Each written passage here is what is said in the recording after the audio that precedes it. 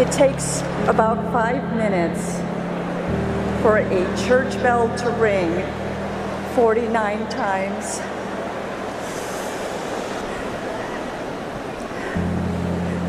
I know this because last month, my son Christopher, his boyfriend Juan, and 47 others were murdered at a club in Orlando.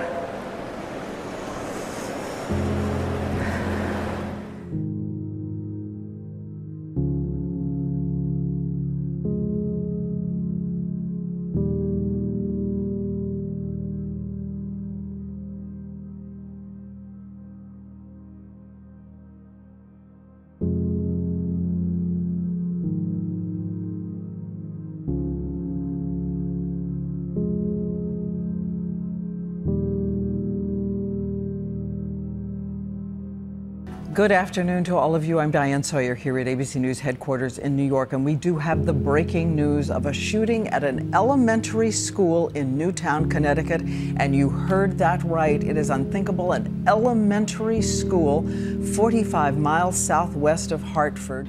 It's one of those moments, a bit like 9/11, I guess, because I was a teacher then, and I've had these kind of defining moments as a teacher or as an administrator where you hear news and it shakes you to the core, and you know from that moment forward that the way you saw things isn't going to be the same, or the way that you've done things is going to be different. I believe there are only 12 dead, but I want to look at those hazmat teams. Yeah, hi. Police displayed his jaw-dropping. Hundreds of workers actually wound up taking cover. The beginning part of where all of this happened. Call on that name of Jesus. This morning, families of Broward County sheriff's officers.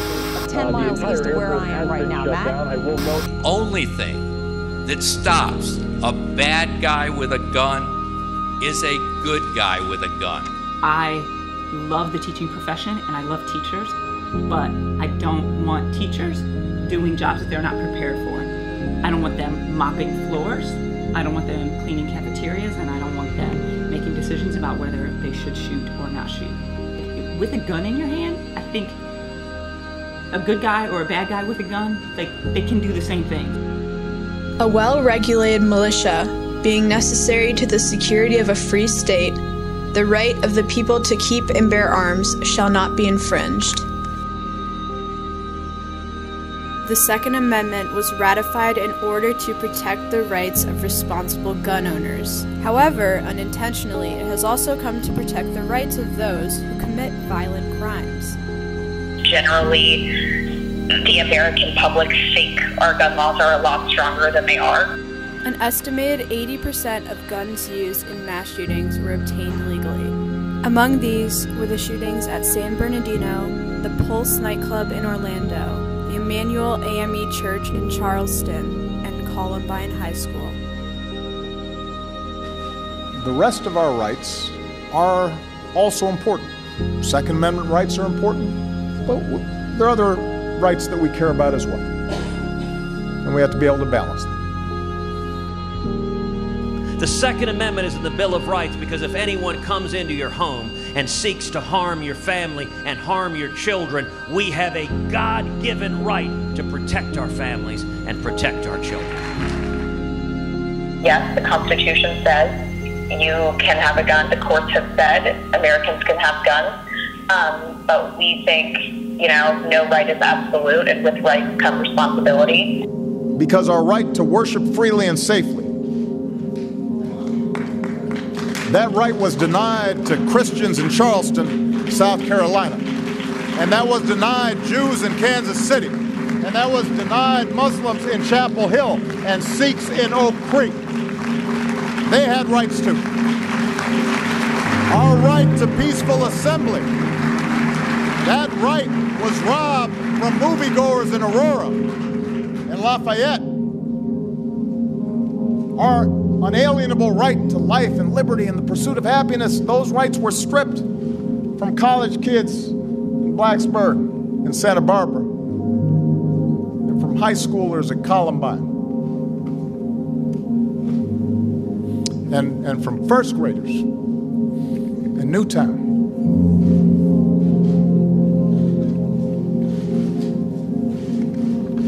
First graders. There comes a time when change is needed. If a system doesn't protect the safety and welfare of the American people, why should it be kept in place? Will go down as the worst mass shooting.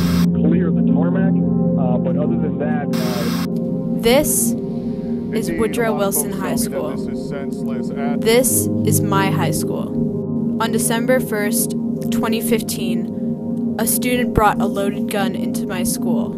It was about 35 minutes from the student entering the building to us having that weapon in our possession, which is awesome, but it's also like that's the kind of thing that can keep you up at night. Like 35 minutes, what could have happened in 35 minutes? What could have happened? But more importantly, look at what has happened and think about what will happen. And I think we owe it to, Gabby and everyone that was in the Tucson shooting and everyone who loved those people and everyone that this affects every day to, use the tools we have at hand and, change what's happening. Common sense gun legislation isn't revolutionary.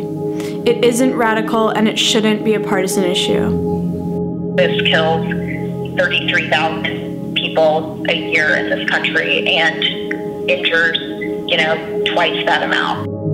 Fire can't fight fire, just like guns can't fight guns. Common sense gun laws save lives. Instead of getting complacent, we wake up and say, this is enough.